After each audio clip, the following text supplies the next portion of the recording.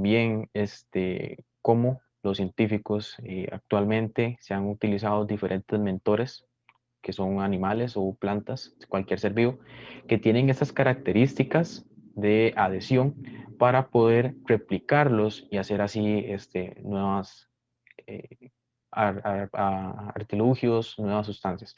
Entonces, de esa forma se va a distribuir lo que es la charla de hoy. A modo de introducción, se va a comenzar con diferentes conceptos. Entonces, vamos a tener que tomar en cuenta diferentes términos que son importantes cuando se habla acerca de lo que es una goma o un pegamento.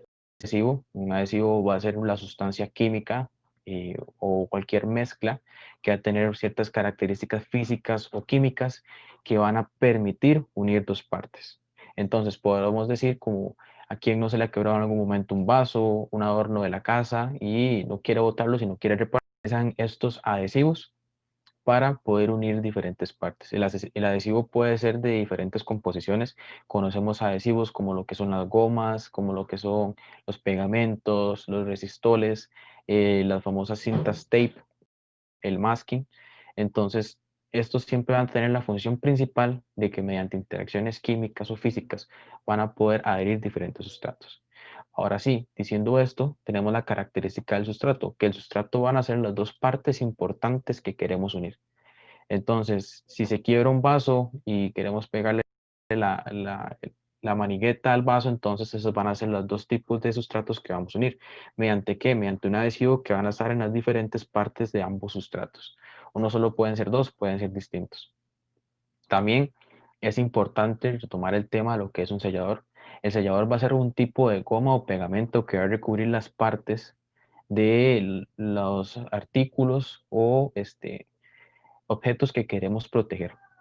Entonces, por ejemplo, estos selladores sirven cuando queremos evitar que se desprendan los líquidos, que se escapen presiones, que se escapen aires.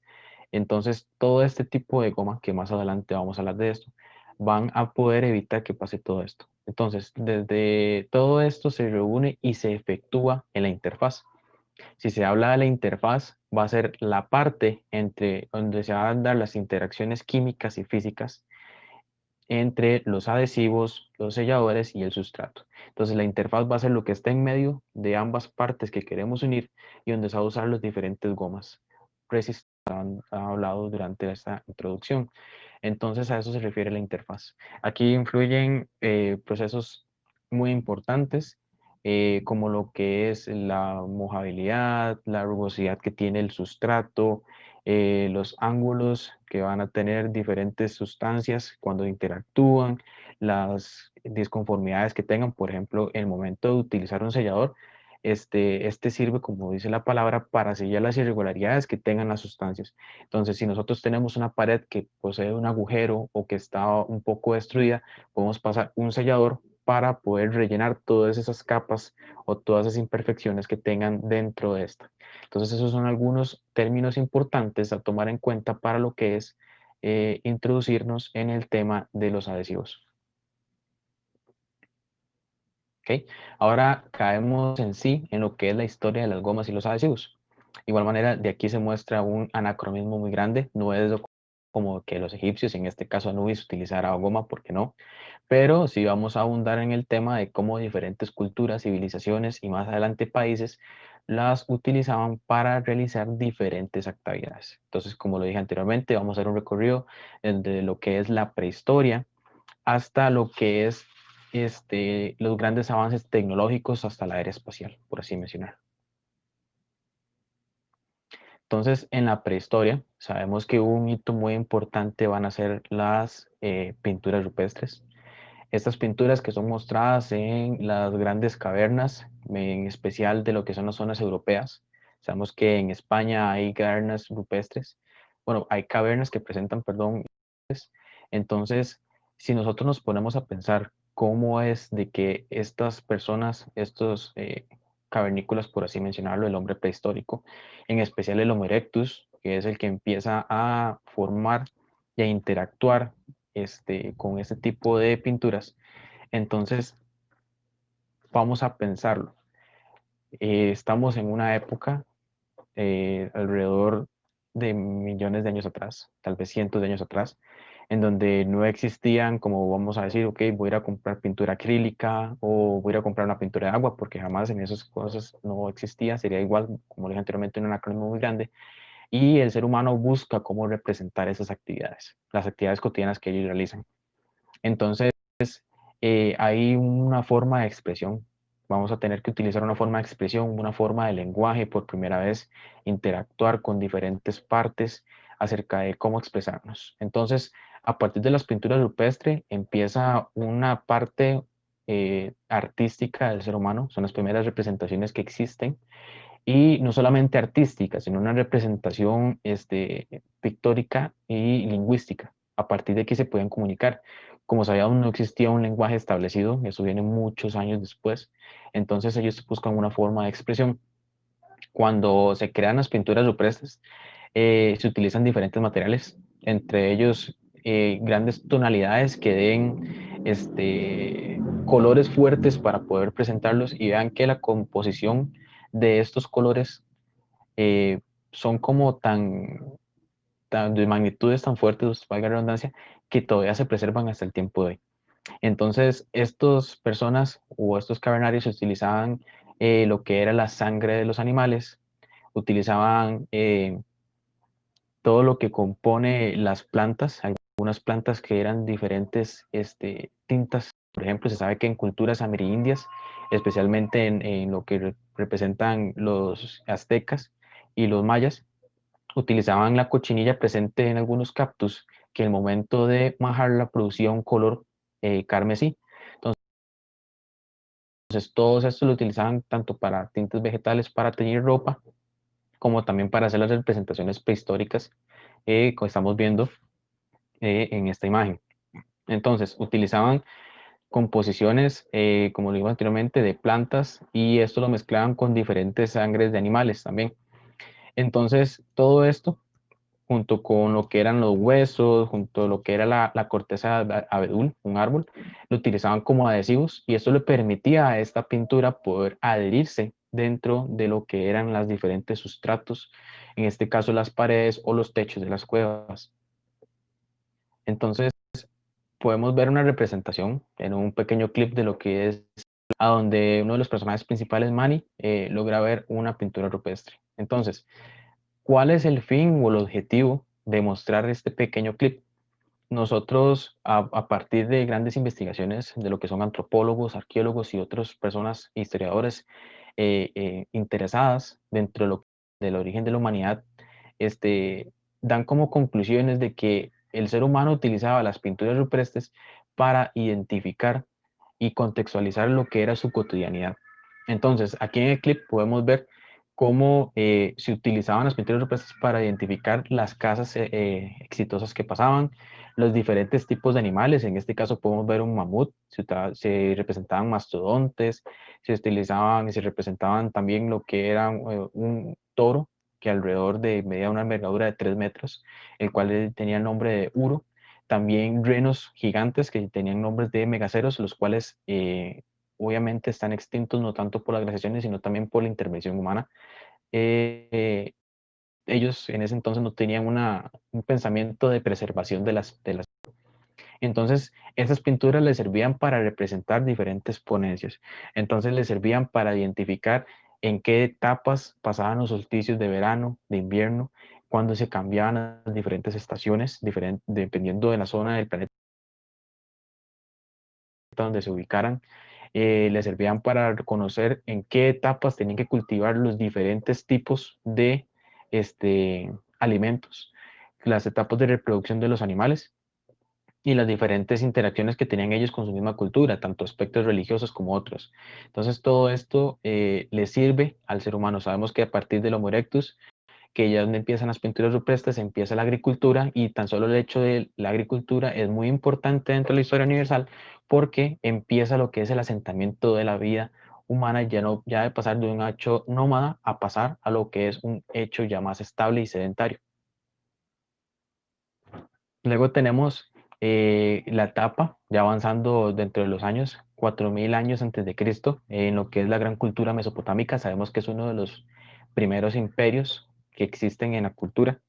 Entonces, eh, dentro de estos tenemos representaciones, como podemos ver aquí, los diferentes templos, y en este caso un jarrón, donde, por ejemplo, en los templos se utilizaban diferentes compuestos hechos igual de materia vegetal, de arcillas, que ya la arcilla se compone como uno de los primeros pegamentos para poder unir. En este caso, podríamos decir que entre los diferentes sustratos que se pueden identificar aquí, se utilizaban aquí los primeros gomas o pegamentos a base de vegetal, a base de sangre de animal, a base de arcilla, para poder edificar y construir sus mismos palacios.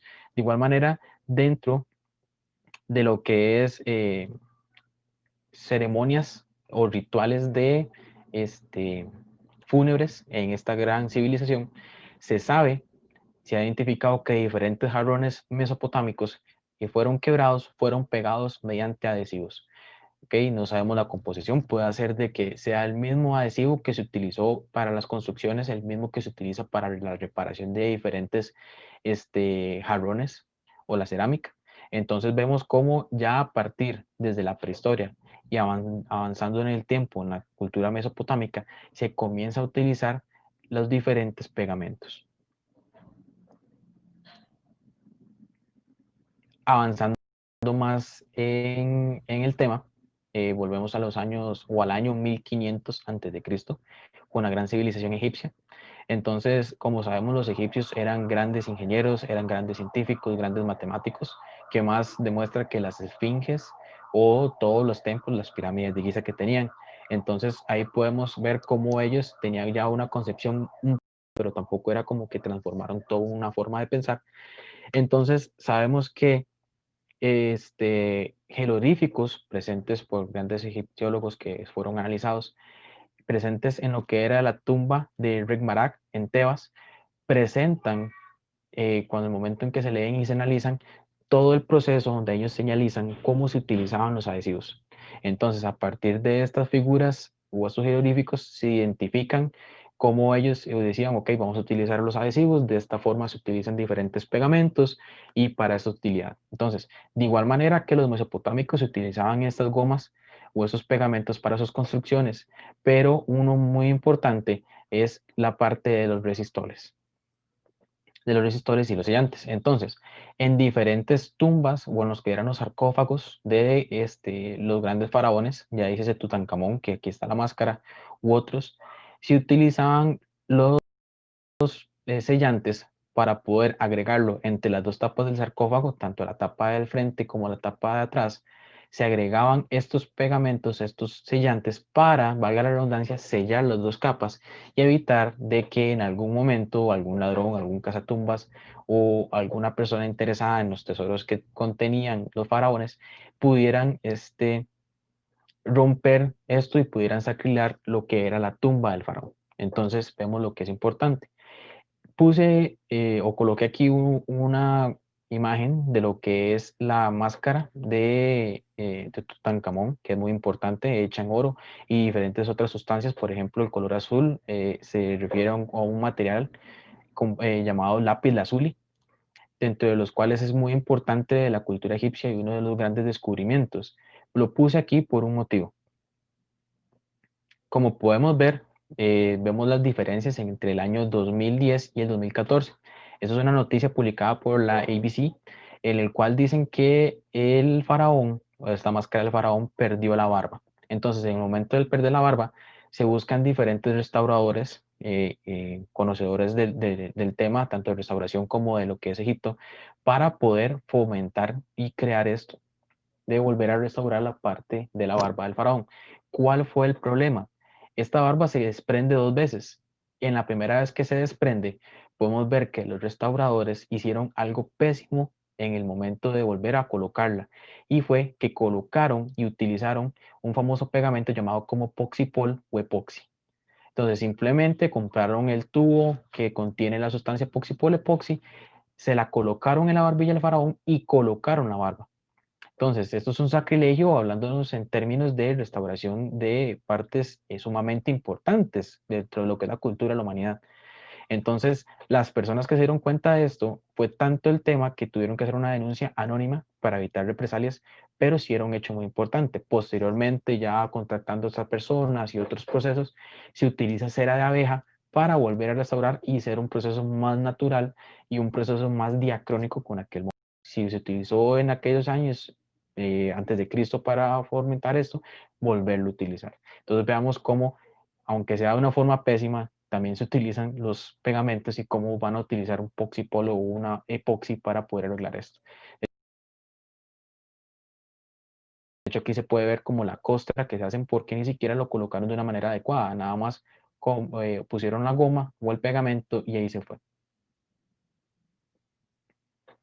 Volvemos a, siguiendo el recorrido histórico, grandes civilizaciones como lo que son Grecia y Roma. Tenemos que en el año 79, ya después de Cristo, el científico Gallo Plinio II, él escribe un libro acerca de historia natural o historia de la naturaleza, en donde describe que se utilizaban las gomas y los pegamentos para lo que era sellar y colocar las puertas del templo de Artemisa. Esa es una representación digitalizada, obviamente, de lo que posiblemente pudo ser el templo de Artemisa, debido a que actualmente solo están las ruinas. Entonces, él describe cómo en este templo se utilizaban las diferentes sustancias para poder colocar las puertas de este templo. Entonces, veamos cómo ya se sigue abundando y se sigue recorriendo todo el proceso evolutivo de lo que era y la evolución de lo que eran las gomas. Desde los principios de la humanidad se utilizaba para pinturas, ahora en todo ese recorrido se ha empezado con lo que es la creación y la infraestructura. Entonces, después de esto, seguimos igual en Grecia y Roma, pero muchos años después, 530 después de Cristo, el científico Teodoro de Samos no se presenta o no se conoce una imagen de él, pero es un científico muy importante. ¿Por qué? Porque él es el creador de la regla, es el creador de la escuadra y se le alude también la creación de la llave. Entonces vean como algo tan cotidiano como es abrir un portón, como es abrir una llave, abrir una jaula, diferentes partes que utilizamos esto, nosotros los usamos sin pensar, ok, eso es algo muy cotidiano, pero ¿qué sería de la vida de nosotros sin la utilización de una llave o de un candado? Entonces vean la importancia histórica que tiene Teodoro de Samos en el desarrollo de la humanidad. Y él es el primero que establece y habla acerca de cómo se utilizaban diferentes pegamentos, ya no para pegar sustancias vegetales o animales, sino para la unión de metales. Entonces él es el primero que escribe cómo es que se pegan diferentes metales utilizando diferentes adhesivos. Avanzamos mucho más. Empezamos en lo que es el recorrido acerca del inicio o transcurso de lo que es la revolución industrial. Entonces, caemos con este científico, Henry Duhamel, ahí disculpan el francés. Él es el primero de hacer un tratado acerca donde él establece el arte de hacer diferentes tipos de pegamentos o de adhesivos en este caso. Entonces, él propone, porque primero que todo, él era un científico muy importante de aquella época. ¿Y por qué me refiero con esto? Porque él era botánico en aquel entonces, era ingeniero naval, era químico y además era físico. Entonces vean que su conocimiento no era cualquiera. Él abundaba en diferentes temas y podía mezclar esta interdisciplinariedad de materias para poder abundar en diferentes temas. Entonces, él escribe por primera vez en ese tratado cómo a partir de la utilización de ajo y aplicarlo en diferentes sustancias, especialmente en madera, fomentaba y creaba una mejor adhesión de esta a los diferentes sustratos. Entonces él descubre por primera vez, ok, si yo le agrego cebolla, ya sea en sustancia líquida, a una madera, esto me va a permitir que la adhesión a los diferentes sustratos de la madera o a otra madera o a otras partes sea mucho mejor a lo que sea una madera sola. Entonces, ya empieza un trasfondo también y se puede observar, como dije anteriormente, la interdisciplinaridad, o sea, cómo mezclar la mecánica junto con la física y la química para poder realizar todos estos artilugios científicos. Volvemos con Leo Hendrik. Leo Hendrik es el primero y se empieza a decir que es una revolución de los adhesivos industriales. ¿Y por qué se establece esto? Él en 1909 patentiza la resina fenólica. Entonces, a partir de esta resina se producen diferentes sustancias y diferentes compuestos para lo que son los procesos industriales de gomas y pegamentos. Entonces se describe como si fuera una revolución de los adhesivos, así como tenemos una revolución astronómica, que es cuando se pierde la concentración geocéntrica y se convierte en la helocéntrica con Galileo y Copérnico, así como se hace una revolución darwiniana de la creación o sea, del pensamiento creacionista de las diferentes religiones a pensar en un proceso evolutivo, tenemos ahora una revolución de adhesivos y plásticos. Igualmente, él era químico y también, dentro de otras características y datos curiosos, inventó el papel fotografía.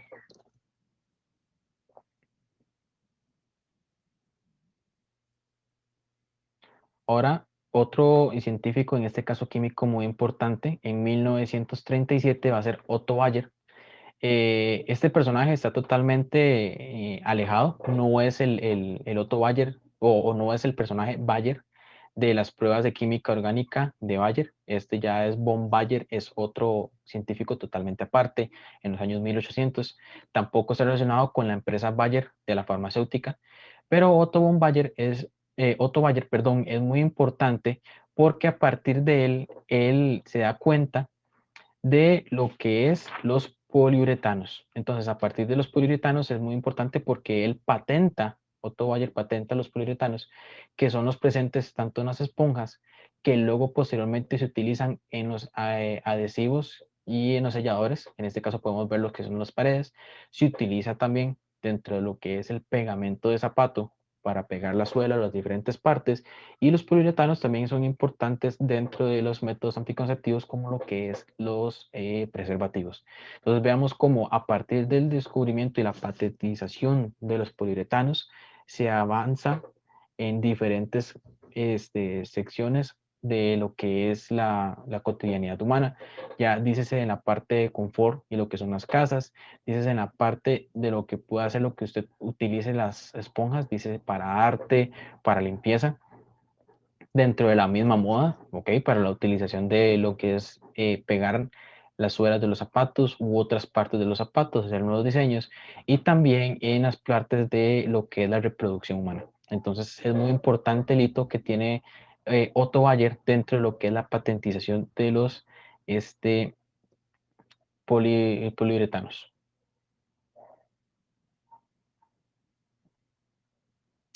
Siguiendo, en 1940, Norman Adrian Bruin utiliza la resina fenólica que ha patentado el científico que hemos mencionado, la modifica y esta la hace mucho más eficaz.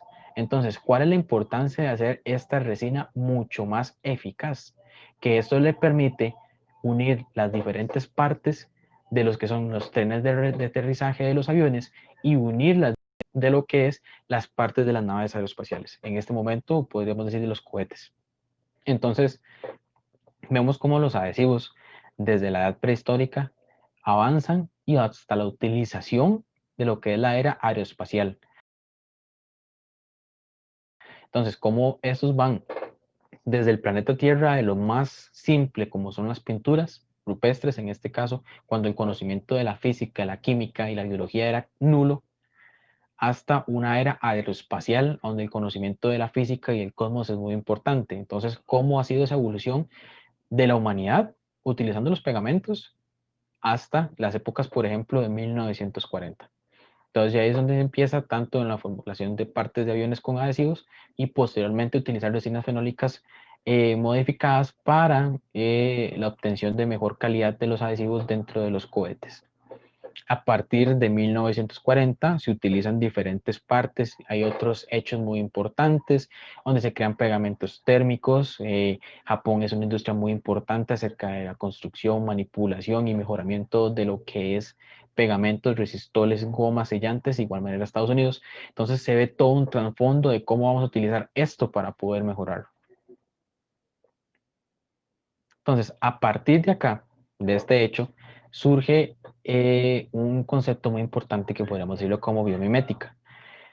El ser humano siempre ha estado interesado y siempre ha visualizado lo que pasa a su alrededor, siempre ha fijado su vista en los diferentes procesos, tanto de animales como vegetales, decir, ok, ¿por qué la planta, o sea, utilizando como el método científico en la observación, por qué la planta si no se le agrega agua desmayece? ¿Por qué en tales ciertas partes del calendario se parecen las reproducciones de los animales? ¿Cómo es que caza una araña? ¿Cómo es de que la araña puede caminar dentro de la telaraña, valga la redundancia, sin pegarse, pero sus presas sí? Entonces, observando estos diferentes procesos es de que se crea el concepto biomimético o biomímesis. Entonces, ¿qué es la biomimética para abundar así? A leve se podría decir que la biomimética es la característica que tiene el ser humano de emular los procesos que realizan estos seres vivos u organismos. Entonces, si yo tengo una planta que realiza fotosíntesis y me inspiro en ella, puedo decir que es un mentor, todo ser vivo u organismo en el cual yo me centre para ver su comportamiento y sus actividades va a ser un mentor dentro de la biomimética. Entonces, si yo utilizo una planta para observar cómo hace fotosíntesis, la analizo a nivel micro, con microscopios, parto, veo sus células, veo la grama, veo la parte fotosintética, sus cloroplastos. A nivel macro, analizo cómo es de que los rayos del sol componen o están compuestos, cómo chocan en las diferentes partes de la planta y analizo todo esto. Puedo utilizar y entender esos procesos y decir, ok, puedo utilizar esto para construir algo que me beneficie. Entonces, ahí es muy importante diferenciar lo que es la biométrica y el biomorfismo, porque biomorfismo puede ser que yo utilice el concepto del caparazón de la tortuga para utilizarlo como casa y hacer mi casa en forma de caparazón de tortuga, pero eso es biomorfismo, porque no estoy analizando la función que tiene este, nada más estoy diciendo que quiero hacer una casa de forma de caparazón de tortuga. En cambio, la biomimética es analizar, ok, ¿para qué sirve ese caparazón? ¿Qué compuestos tiene? ¿Cómo lo puedo usar? Entonces, es importante analizar eso y los científicos a partir de esto crean diferentes técnicas o formas para poder utilizar esta biomimética y esas características de esos seres vivos para poder replicarlo y hacer la vida del ser humano mucho más útil. Entonces, por ejemplo, por así mencionarlo, este semestre estoy llevando dentro de la Universidad de Costa Rica el curso de biomimética que imparte la Escuela de Biología, el cual es muy importante desde mi perspectiva y es muy rico académicamente debido a que se fomenta la interdisciplinariedad dentro de esto. La biomimética se puede usar en diferentes ámbitos.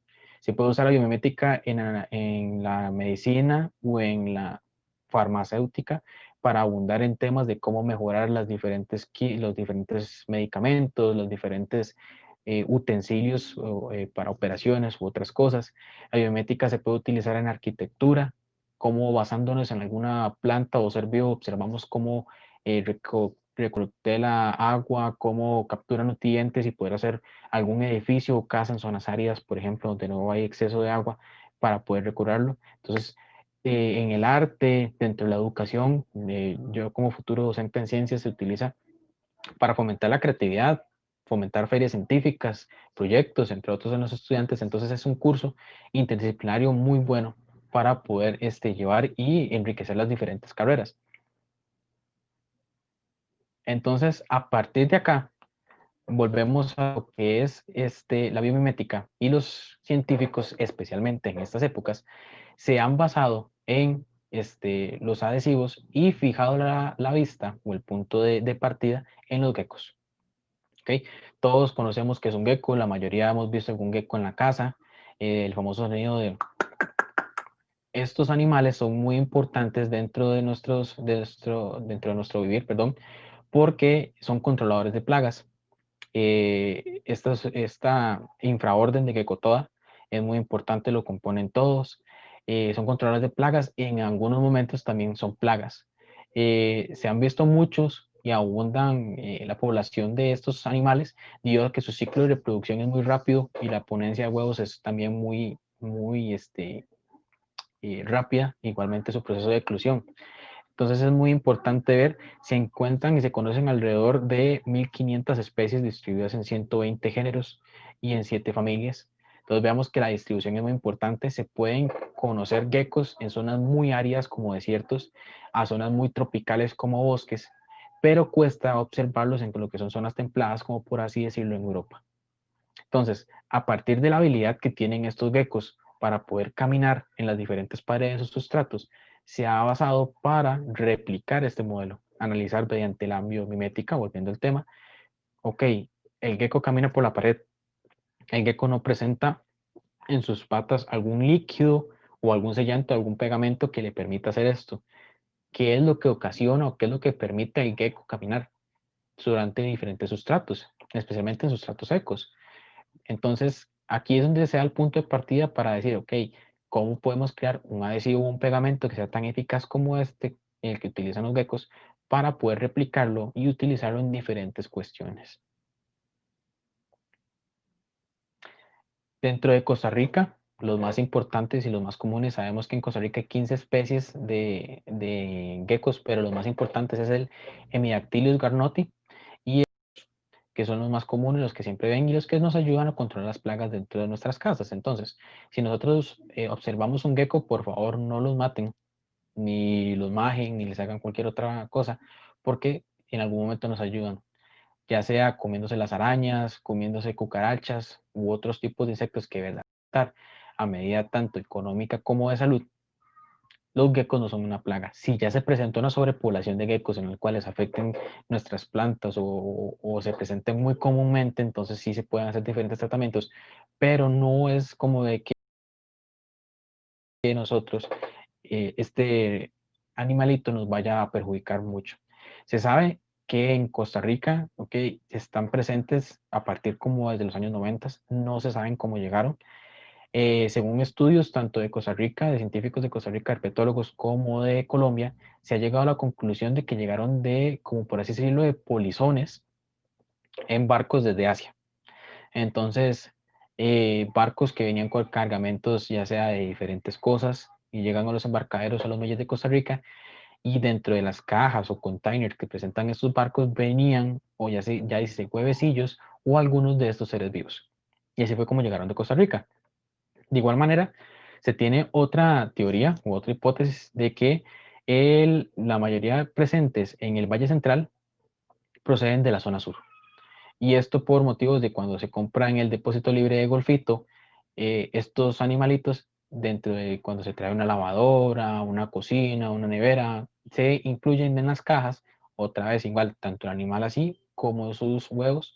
Entonces, al momento de que sea transportado desde el depósito libre de Golfito al Valle Central, ahí es donde se empieza la distribución de esta especie.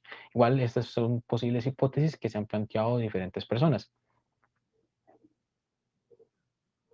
Entonces, si nosotros nos analizamos por qué los geckos caminan por las paredes, hay que ver sus patas.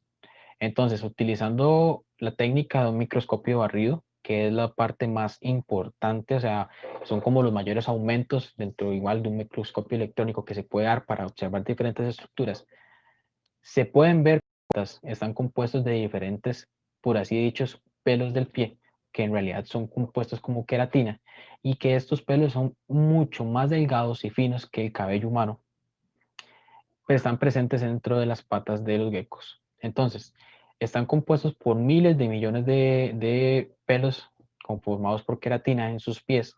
Esto es lo que le permite interactuar junto con los sustratos, ya dices, en las paredes u otros, para poder caminar encima de estos. Entonces, vean las diferentes, como que muestran terminaciones espatulares, o las famosas espátulas, para poder caminar. Entonces, ¿cuál es la interacción que presenta esto? Presenta más de 2 billones de terminaciones nanométricas, que es sumamente importante, y cada uno de estos pequeños pelos, por así decirlo, tiene interacciones muy débiles llamadas fuerzas de Van der Waals. Ya diferentes cuestiones, tanto en la secundaria como en la universidad, se han abundado de las diferentes interacciones químicas físicas que se dan, igualmente los diferentes enlaces, entonces fuerzas intermoleculares como las Van der Waals, puentes de hidrógeno, entre otros, dipolo-dipolo, pero en este caso son fuerzas de Van der Waals. Estas fuerzas son las más leves y las más pequeñas fuerzas o interacciones intermoleculares que presentan en el planeta. ¿Cuál es la característica? Un solo pelo tiene una fuerza Van der Waals muy leve, pero entre tantos millones de pelos de queratina que presentan las patas de los geckos, les permite abundar y que esta fuerza de interacción Van der Waals entre estos pelos junto con el sustrato en el cual caminan sea mucho más fuerte. Entonces, estas interacciones les permite caminar dentro de las paredes. Entonces, después de diferentes estudios químicos y físicos, los científicos y hacer diferentes fotografías y muestras con microscopios de barrido y microscopios electrónicos, permiten observar y llegar a la conclusión de, ok, entonces, la característica que le permite al gecko caminar acerca de los sustratos son las interacciones intermoleculares o fuerzas de Van der Waals. ¿Y esto mediante qué? Mediante la utilización de diferentes tubos capilares o pelos de queratina que le permiten aumentar esta fuerza. Entonces ya con esta conclusión podemos decir, ok, ahora sí, podemos avanzar en el tema de pegamentos y utilizar esto como mentor, que se utilizó anteriormente y se mencionó en la biomímesis, para poder replicarlo en diferentes sustratos adhesivos o pegamentos. Entonces, dentro de las noticias más importantes que se han observado en diferentes páginas. Por ejemplo, si ustedes quieren saber acerca de si hay alguna investigación, no sé, con diferentes organismos, por ejemplo, con alguna investigación hecha con características que tengan los escarabajos, con características que tengan algún tipo de serpiente, o insecto, mamífero, con monos o con cualquier otro ser vivo, se pueden utilizar la página del buscador Ask Nature. Aquí es una página donde cual nos permite abundar acerca del tema y conocer cuáles han sido las investigaciones más importantes. Entonces, aquí el Instituto de Tecnología de Massachusetts utiliza estas características de los tubos capilares para hacer un vendaje inspirado en los geckos. Entonces, como dice la noticia, se ha creado un vendaje quirúrgico que imita la forma en que los pies de los geckos pueden adherirse a las superficies verticales, como se ha abundado ya en el tema. El vendaje podría usarse tanto para aplicaciones externas como internas del cuerpo, como para reparar desgarros, prevenir fugas y reemplazar suturas. El vendaje sería un polímero recubierto de pegamento y el pegamento consistiría en cientos de miles de nanopilares que proporcionan un alto contacto superficial. Entonces, ¿cómo sería esto? Sería como un tipo de vendaje o una venda en el cual en cada uno de estos tendría miles de millones de pequeños pelitos como los que se mostraron anteriormente en la imagen de microscopio barrido, para que esos se adicionen a lo que es diferentes partes del cuerpo y que nos funcionen para repararlo y que el proceso de curación o de reparación de heridas no sea tan doloroso. Entonces, como se dice aquí, podría usarse para heridas y para evitar desgarros, prevenir fugas y reemplazar estructuras. Entonces, en lugar de hacer el proceso tan incómodo de lo que es la costura, meter una aguja con hilo quirúrgico y ir cuestionando todo el proceso inflamatorio y todo esto, se podría utilizar un vendaje inspirado en lo que es el gecko y la adición de estos. De igual manera, ahondando más en el tema, la noticia menciona que estos vendajes podrían utilizarse y podrían agregarse diferentes sustancias, como lo que son medicamentos y antibióticos para poder evitarlo. Entonces vean la importancia y la utilización del mentor de lo que es el gecko para poder abundar en el tema de lo que es la medicina. Como les dije anteriormente, la biomimética se utiliza en diferentes ámbitos. En este caso sería entre la farmacéutica y el ámbito médico, pero también se utiliza en la ingeniería, en el arte, en la educación, en arquitectura y en diferentes otros. Acerca de escalando nuevas alturas con ácidos inspirados en geckos. Entonces, eso es muy importante, ya que esa es una investigación. Eso fue publicado en la página de la ACS News, en los cuales hicieron un adhesivo de policarbonato que es utilizado con una técnica de nanoimpresión. Aquí ellos proponen hacer una capa y este método es rentable y escalable. Entonces, ¿cuál es la característica de esta noticia? Es de que si nosotros tenemos una cinta adhesiva, dice masking tape, dice tape en sí, cinta con las que se forran los regalos, etcétera, siempre se tiene la característica de que si nosotros colocamos esta cinta en el papel, por así decirlo, cuando vamos a grabar un regalo y la ponemos mal, en el momento en que extraemos o eliminamos esta cinta, ya el pegamento no existe y ya la cinta queda sin poder utilizarse más. Entonces, ¿cuál es el avance con esta noticia?